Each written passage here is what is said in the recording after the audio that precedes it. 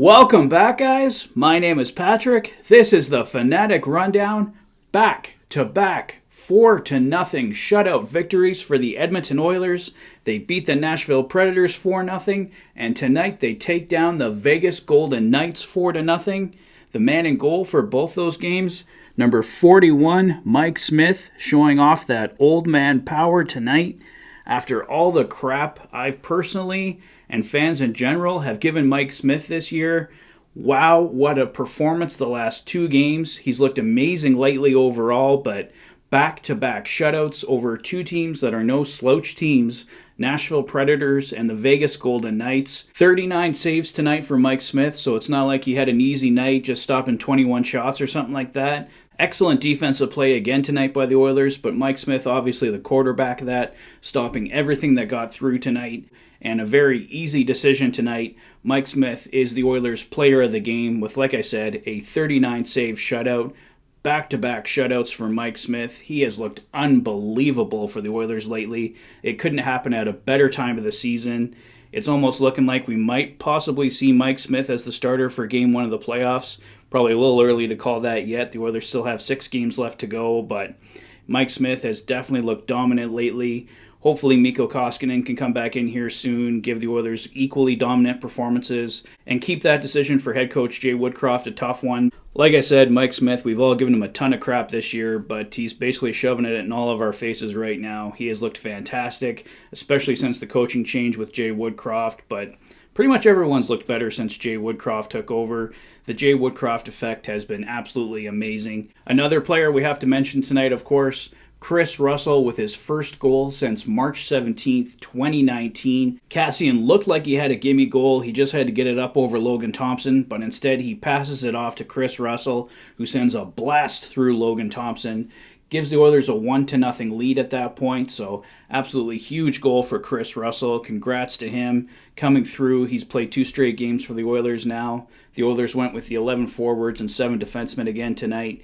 Chris Russell, that 7th defenseman, coming through with a huge depth goal. That 1-0 lead for the Oilers lasted right until the third period, and in the third, the Oilers broke it wide open. Cody Ceci with the blast from the point. Jesse Puljujärvi providing the perfect screen in front. Gets past Logan Thompson. The Oilers go up 2-0, and you can just feel the Oilers coming on there. Later in the period, Warren Foegele breaks free, in all alone, perfect deke move around Logan Thompson, buries it in the back of the net. 3-0 Oilers at that point. Warren Foegele's breakaway goal is tonight's play of the game. A fantastic individual effort by Foegele. Great to see him scoring. And if you're kind of noticing a theme here, Chris Russell, Cody Ceci, Warren Foegele, depth scoring coming through in a huge way for the Edmonton Oilers tonight. Connor McDavid and Leon Draisaitl both kept off the score sheet tonight. A massive win tonight over the Vegas Golden Knights, who are desperately trying to get back in the playoff race. Coming away from this game with no points is an absolutely crushing blow for Vegas. Another crushing blow was the Evander Kane shorthanded goal. After a fantastic individual effort by Ryan Nugent-Hopkins to get the puck on net, Evander Kane bangs home the rebound, makes it 4-0 Oilers.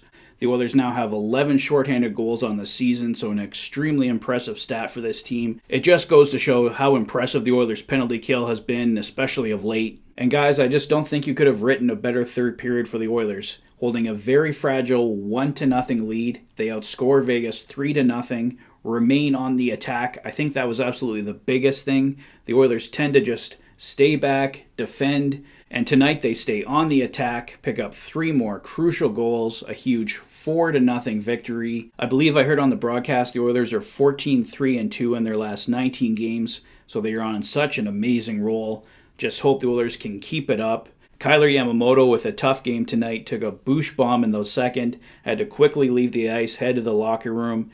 Yamamoto did come back, though, so credit to Yamo. He gutted it out. The Oilers, like I said, were running 11-7 tonight, so if Yamamoto had stayed out for the game, the Oilers would have been down to just 10 forwards, so thankfully Yamamoto was able to come back. Yamamoto did take another slap shot in the third. I believe it went off his head in the third, so really tough game for Yamo, so full credit to him for gutting it out.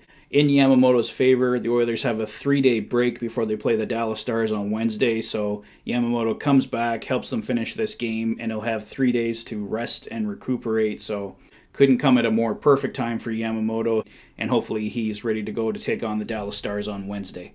But yeah, guys, depth scoring, Mike Smith, back-to-back shutouts, Chris Russell, his first goal since 2019, so those are the stories of the game tonight. The Oilers with 2 more crucial points in the standings. So like I mentioned yesterday, the Oilers needing a record of 4-2-1 or getting 9 points in their final 7 games to control their own destiny. The Oilers basically 7 points away from clinching on their own terms. I think it can happen before then if certain things happen. But right now, the Oilers just focusing on controlling their own destiny, and with a huge 4-0 victory over the Vegas Golden Knights, they do just that.